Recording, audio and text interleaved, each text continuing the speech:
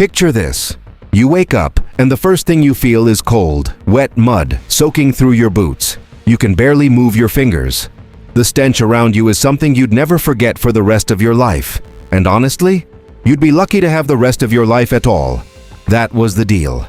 That was the unspoken contract every single soldier signed the moment he stepped foot into a trench on the Western Front in 1916. And today, we are going to talk about that life. No sugarcoating, no Hollywood glory. Just the raw, brutal, soul-crushing reality of what it meant to be a trench soldier during the First World War. Buckle up, because this one is not for the faint-hearted. Let's set the scene first. By 1916, the war that was supposed to be over by Christmas of 1914 was nowhere near finished. In fact, it had dug itself in, literally. Both sides, the Allied forces and the German Imperial Army, had carved out an enormous system of trenches that stretched roughly 400 miles, all the way from the English Channel down to the border of Switzerland. You couldn't walk around the enemy. You couldn't fly over them in any meaningful way yet. You just had to dig in, hold your ground, and survive. Simple, right? Well, not even close. Now, I want you to imagine you're a young British soldier, maybe 19 or 20 years old. You volunteered because the posters said it would be an adventure. Your mates were going. Your country needed you. Some recruiter probably looked you in the eye and told you it'd all be over in a few months. So you signed up, trained for a few weeks, and before you knew it, you were being shipped across the channel to France or Belgium. And what greeted you when you arrived at the front? A world that looked like the surface of the moon. Except worse. Much, much worse. The trenches were not just holes in the ground. They were elaborate systems of passages, bunkers, and underground shelters that stretched back from the front line through the support trenches and all the way to the reserve trenches behind them. The front line trench was where the action happened. It was where you stood watch, rifle in hand, peering over a wall of mud and sandbags into a wasteland of barbed wire, shell craters, and death. That wasteland between the two front lines had a name that made everyone's stomach drop just hearing it. No Man's Land. Does hearing that give you chills? Because it absolutely should. A typical frontline trench was about 7 feet deep and maybe 3 to 4 feet wide at the top. The walls were reinforced with wooden planks, corrugated iron, and sandbags. At the bottom, there were supposed to be wooden duckboards to walk on and keep you out of the standing water. I say supposed to be because in reality, those duckboards were often waterlogged, missing, or completely submerged. The mud was everywhere. It got into your food, your rifle, your lungs, your soul. There's an old British soldier expression from that era that says it perfectly. The mud doesn't care who you are. And trust me, it didn't. Let's talk about a typical day, because honestly, the word typical might be the strangest word to use when describing life in the trenches. But there was a routine, a grim, mechanical routine that kept things from falling apart entirely. The day started before dawn with something called Stand To. Every single soldier in the trench was required to stand up on the fire step, the raised platform along the front wall, and peer out into the darkness. This was the most dangerous time of day, because dawn was when attacks were most likely to happen. Visibility was low, enemies could creep through the shadows, and you needed every pair of eyes ready. You stood there, freezing, rifle in hand, staring into the gray nothing, hoping that the only thing you'd see was the sun slowly rising. After Stand To, officers and sergeants would come through for morning inspection. Your rifle had better be clean. Your boots had better be on. Your buttons had better be polished. And I know what you're thinking. You're asking me if this man is seriously polishing buttons in the middle of a war zone? Yes. Yes, he was. The British Army believed that discipline and appearance were crucial to maintaining morale and military order. Letting the standards slip meant letting the men slip. So you polished, you cleaned, you stood straight, even in the mud. After inspection came the rum ration. A small tot of dark, thick rum was issued to each soldier every morning. Now, before you get the wrong idea, this was not a party. It was survival. The rum was strong enough to take the edge off the cold and the fear, to loosen frozen muscles, and to remind you that somewhere out there, someone back home still cared enough to send you a drink. It was brief warmth in an ice-cold world. Soldiers looked forward to it the way you look forward to your morning coffee. Actually, probably more. Then came breakfast, if you could call it that. The food in the trenches was, to put it charitably, not exactly Michelin star material. The backbone of the British soldiers' diet was something called bully beef, which was canned corned beef. Alongside that came hardtack biscuits, so tough that veterans would joke that you could use them to patch a shell hole in the trench wall. There was sometimes jam, usually plum and apple, a combination so ubiquitous that soldiers began to suspect that the entire British fruit harvest had been sacrificed to the war effort. Tea was a serious matter. The British Tommy, as British soldiers were affectionately called, would go through extraordinary lengths to get a decent cup of tea going even under fire. You could laugh at that, but honestly, what else was there? By the middle of the day, the real work began. And when I say work, I don't mean charging heroically at the enemy. Most days in the trenches were not about fighting at all. They were about maintaining the trench, digging, reinforcing the walls with more sandbags, fixing the duckboards, carrying supplies from the rear, repairing barbed wire at night under cover of darkness, dealing with the constant flow of water that turned everything into a swamp. You were, in essence, a full-time laborer in the worst working conditions imaginable, and the job paid nothing except the slim chance of still being alive tomorrow. You might be wondering, how did they handle the psychological weight of all this? Because let's be real, the physical challenges were enormous, but the mental side of it was something else entirely. Imagine standing watch at night, staring into the dark, knowing that on the other side of that wire, there are men who have been ordered to end your life. The sounds alone were enough to break a person. The distant boom of artillery that never, ever stopped.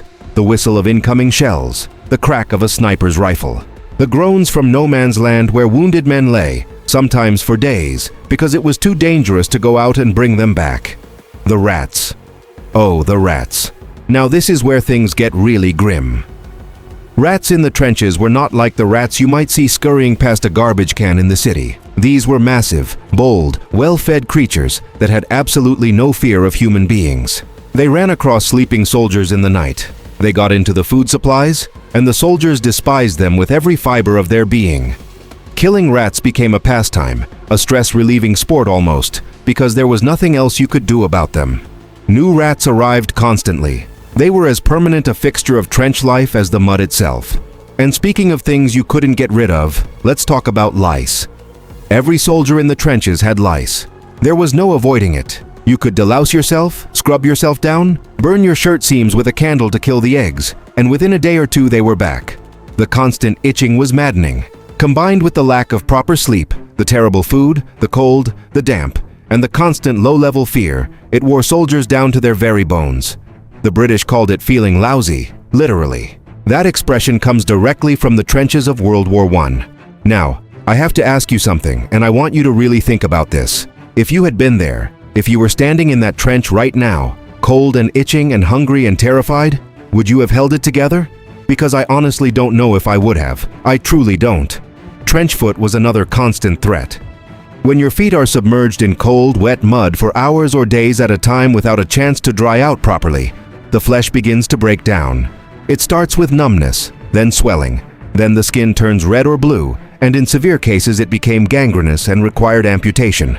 The British Army eventually made it a punishable offense not to take care of your feet, because so many men were being lost to trench foot rather than to enemy fire.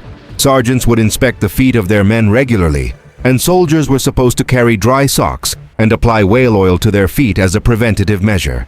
Whale oil, in your boots, every single day. The sector a unit was assigned to could make the difference between a difficult war and an almost unbearable one. Some stretches of the Western Front were relatively quiet, where both sides had developed an informal live and let live arrangement, sometimes even calling unofficial truces during Christmas or mealtimes, something that horrified the high command on both sides when they found out about it.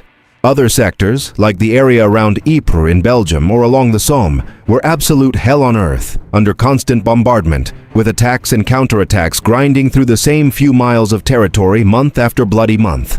The Battle of the Somme, which was in full swing during the summer and autumn of 1916, was perhaps the single most catastrophic demonstration of just how brutal this war had become. On July 1, 1916, the first day of the battle, the British Army suffered approximately 57,000 casualties, including around 19,000 men killed, in a single day.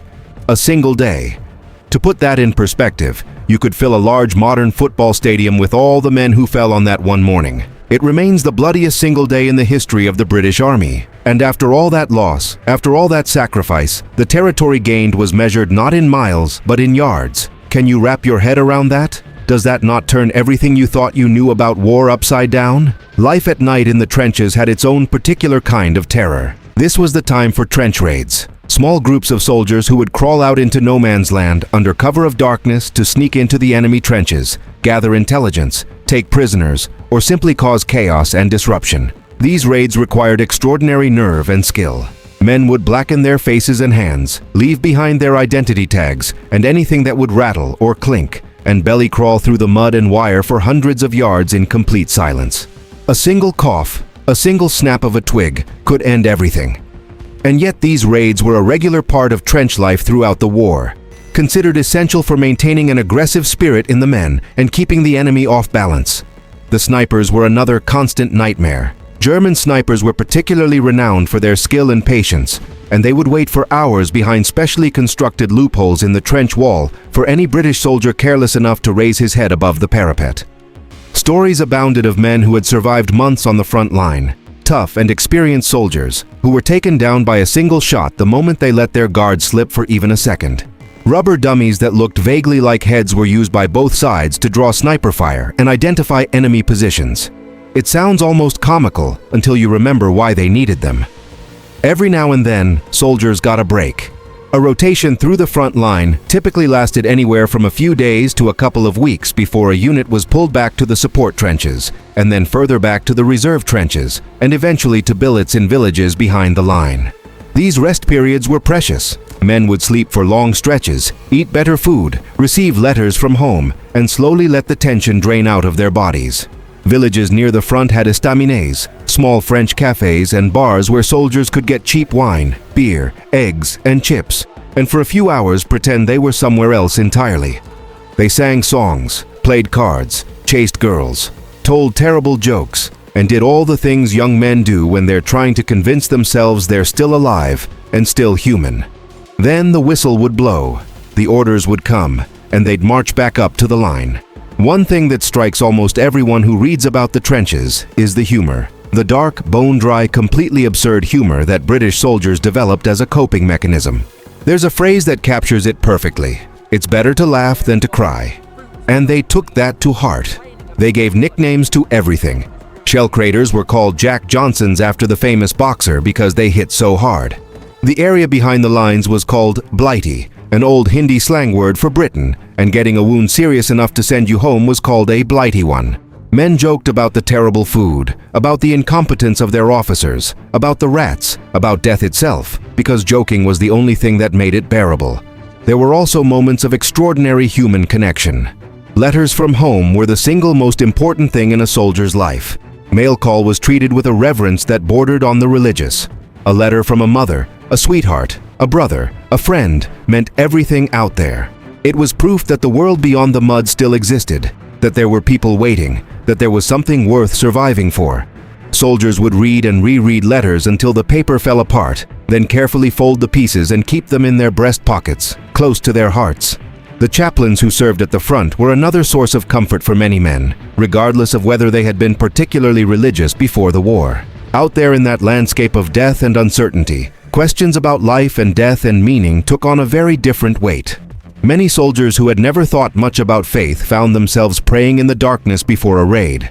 Others found comfort in the company of the padre, not necessarily for the religious message, but for the simple human presence of someone who was there, not to fight, but to listen. There's something deeply moving about that, don't you think? Now let's talk about the big one, the moment that every soldier in every trench on the Western Front dreaded above all else. Going over the top. When the orders came for a major offensive, when the artillery had done its preparatory bombardment and the moment arrived, soldiers would fix bayonets to their rifles, wait for the signal, and then climb up and over the parapet into no man's land and advance toward the enemy position.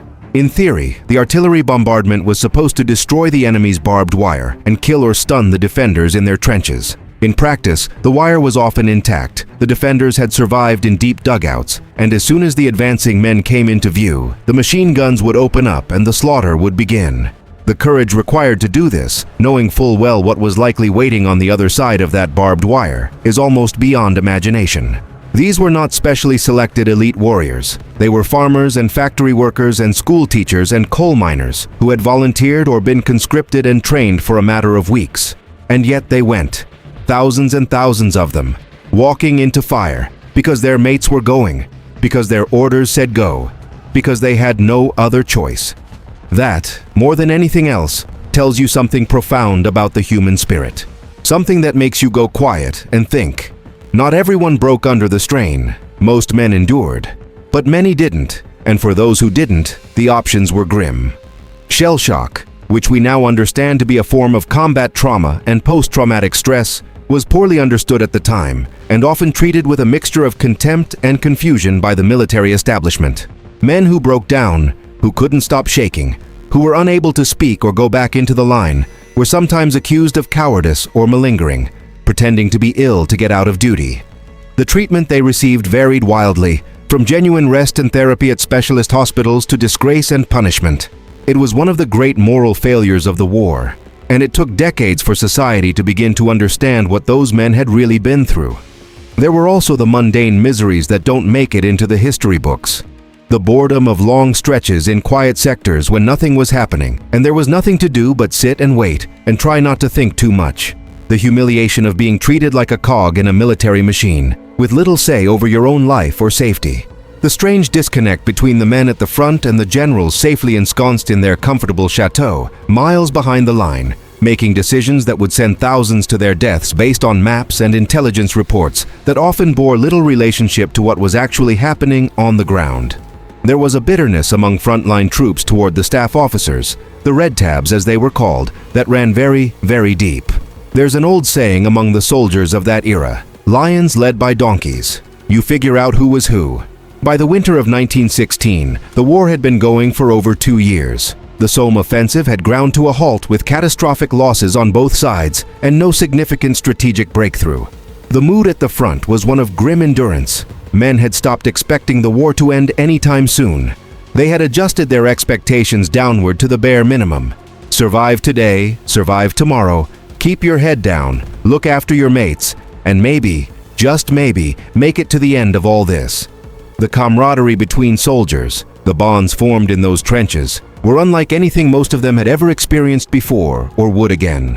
When you live in those conditions with a group of men, when you share food and rum and fear and exhaustion in equal measure, when you know that the person next to you might be the one pulling you to safety or being pulled by you, something happens.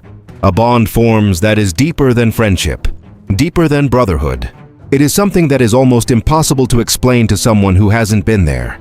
And veterans of the First World War almost universally described it as both the best and the worst experience of their lives. The worst for obvious reasons. The best because out there, stripped of everything else, they had found a clarity of human connection that peacetime rarely offered. So what does all of this mean to us today, sitting here more than 100 years later? Well, I think it means something important. It means that courage is not the absence of fear, but the decision to keep going despite it. It means that ordinary people, in extraordinary circumstances, can show extraordinary resilience. It means that the comforts and freedoms we enjoy today were bought at an almost unimaginable price by men who were, at the end of the day, just like you and me. Young people who wanted to live, who wanted to go home, who wanted to drink tea in a warm kitchen and sleep in a dry bed and hear laughter that wasn't tinged with desperation. The least we can do is remember them. The least we can do is understand, really understand, what they went through.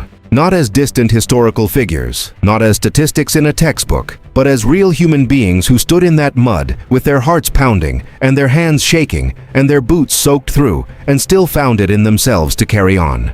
Because that, right there, is what we owe them. And trust me, that's worth more than we could ever repay. If this story moved you, or made you think, or made you want to know more about the men who lived and fought in those trenches, don't keep it to yourself. Share it with someone who needs to hear it. And come back, because there is so much more to tell.